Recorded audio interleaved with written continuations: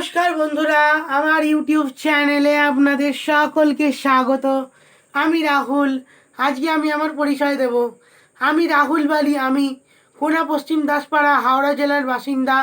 এবছর 2024-এ আমি মাধ্যমিক পরীক্ষা দিয়েছি। মাধ্যমিক পরীক্ষায় আমি ফার্স্ট ডিভিশন পেয়েছি, 534। ইংলিশ আর ভূগোলে স্টার পেয়েছি।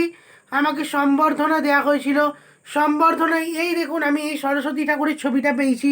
এই দেখুন, মা সরস্বতীর এই ছবিটা আমাকে সম্বর্ধনায় দেওয়া হয়েছে। এই দেখুন মায়ের ছবি।